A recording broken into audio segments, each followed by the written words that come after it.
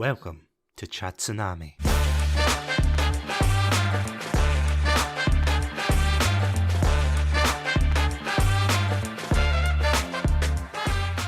I've been a gamer for as long as I can remember, my earliest memories of which being by my brother's sides, watching them play the NES and Mega Drive respectively. It was only a matter of time before I too would fall into the world of gaming with a franchise that I'm sure requires no introduction, Pokémon. I still remember sitting in the living room that day, ripping away the wrapping paper to reveal a brand new copy of Pokémon Yellow, and despite its aged graphics and gameplay, it still holds a special place in my heart. But unfortunately, the torrents of time kept flowing, and as I grew older, so too did my taste in gaming. Pokemon moved from being an all-consuming interest of mine to something that was relegated to a memory, nothing more than part of my childhood. And as I transitioned into adulthood, I would eventually return to the world of Pokemon games every so often, but with each iteration after Pokemon Black and White, something changed. Pokemon had become something that was harder to recognise with each new game.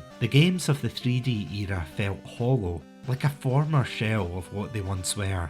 Was it because I was getting older? After all, as the biggest media franchise in the world, Pokemon's core demographic of children is one they would not dare risk alienating to appeal to older fans. And while we did joke about this in our Living in the Pokemon World episode, I felt that the games had lost their edge. At their core, Pokemon is a monster hunting RPG directed towards children, yet always took the safer approach.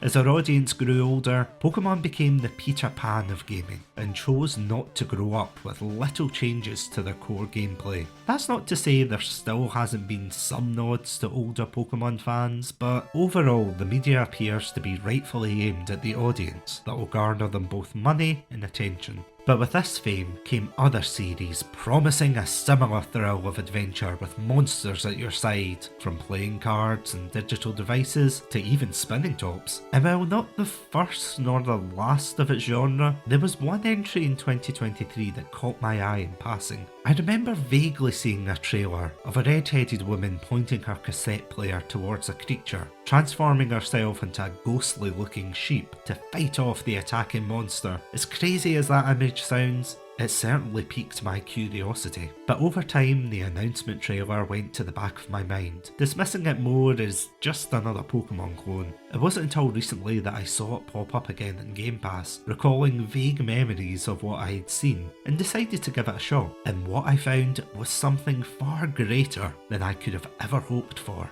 Its name? Cassette Beasts. Before I go on, I just want to preface that I went into this game completely blind. And while I'll try to keep my spoilers to a minimum, I would highly encourage anyone who hasn't played this game to pause this episode and, well, go play it. Because as much of a spoiler as this is for the episode itself, I genuinely believe that you will love this game. But without any further ado, let's talk about why Cassette Beasts is worth looking at within the wider conversation of Pokemon. Developed by UK developers Byton Studio and published by Raw Fury, the game revolves around the plight of the player, waking up to the world of New World, with quite possibly the most British goal I have ever heard in a video game, to find a working train station to take them home. But unfortunately, the player soon realises that the island is overrun by a myriad of creatures great and small, who are more than capable of taking out unprepared travellers. The only means of defending oneself is by using a cassette player to transform into the very monsters that are trying to kill them. After being rescued, the player must discover the secrets lurking in the heart of New World, with the help of a colourful cast of characters. Right off the bat, I was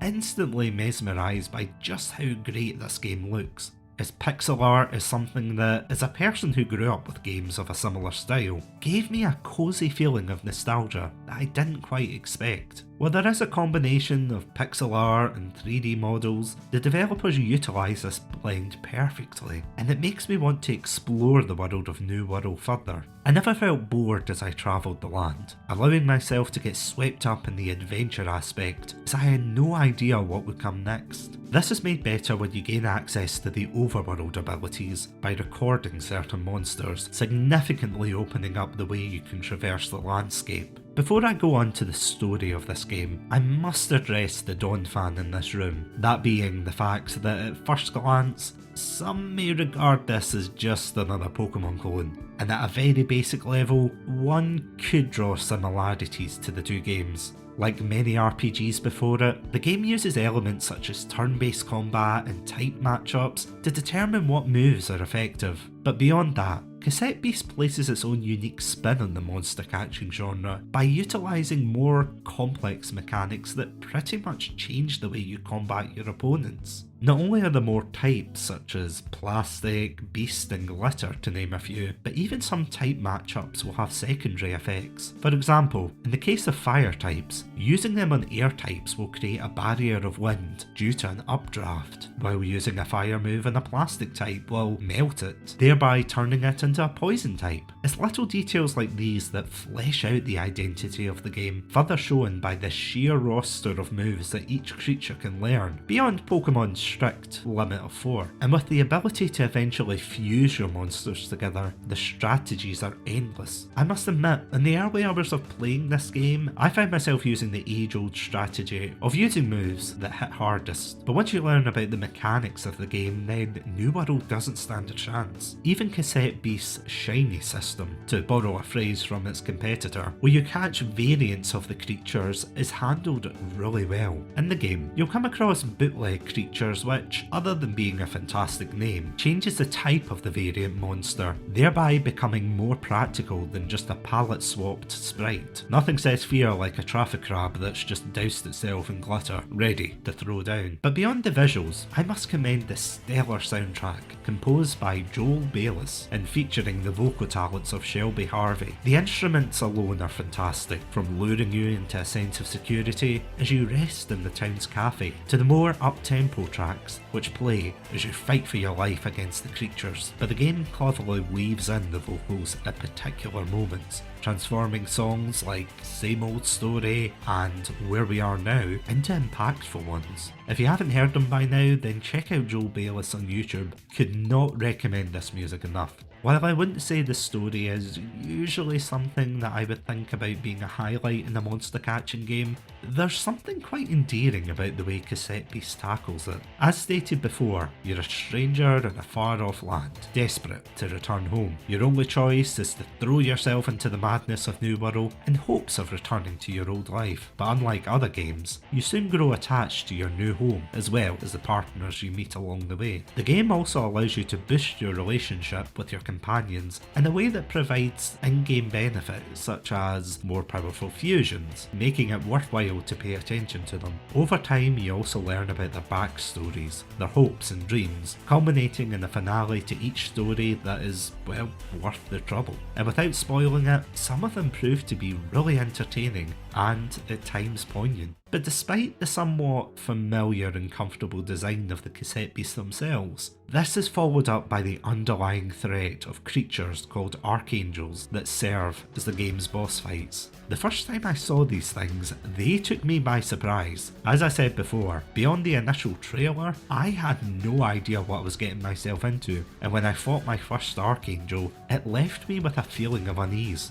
Unlike the other monsters that rely on 2D pixel art, the Archangels are a somewhat awkward 3D style that feel like they've been plucked from another game. And while normally I would question such a choice, it's this uneasiness that makes them seem unworldly and a true threat. Each one also comes with their own designs and motifs, making you want to learn more about where they came from. But above all else, Cassette Beasts made me feel something that I haven't felt for a while. As silly as it may sound, as I get older, I find it difficult to capture that old feeling that made me enjoy games when I was younger. Initially, I just chalked it down to getting older and relented to the fact that maybe I would never feel this way again about a game. After all, the gaming landscape has evolved beyond recognition, and it can be easy to drift away from the thing that once played a significant part of my childhood growing up. Maybe it was the music, or perhaps the familiarity of a pixelated world that gave me a sense of comfort. But regardless, Cassette Beasts is a gem of its genre. The irony of a retro-style game based off of cassette tapes of the 80s revitalising my interest in the genre isn't lost on me. After all, as a child of the 90s and early 2000s, I was born just at the right time to witness the monster catching trend explode in popularity, thanks to titans such as Pokémon and Digimon. Truth be told,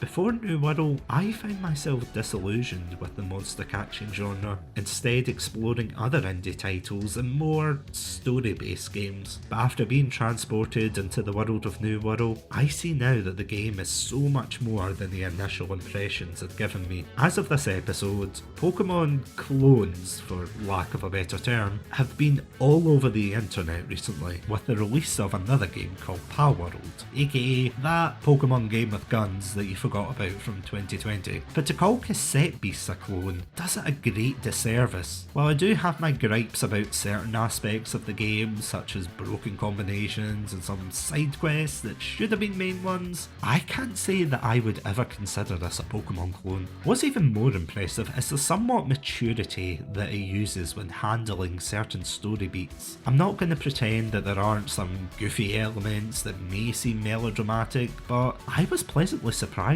overall. Each partner has a unique backstory, from their poor life choices to a desire to be the very best versions of themselves. It's a relatively universal feeling that we've all had at one point, and what's better is that it never seeks to water down their message, nor does it become gratuitous. I could spend hours discussing how much I love this game, but I plan to do a full episode with a friend of mine to give it the praise and attention it fully deserves. But for now, if you're still on the fence about this game and are into the genre, then pick it up now. Go support the devs because they have made an incredible game that I would rank highly in my list of favourite indie games. My comparisons to Cassette Beasts and Pokemon aren't to disparage either one, nor is it to criticise the respective fans. However, we can't deny that Pokemon has become a somewhat victim of its own success. While other games have been allowed to flourish with an abundance of creative control, Game Freak sits upon a throne of familiarity that has been stagnating for a while. Yet, it is not their goal to innovate as much as they used to.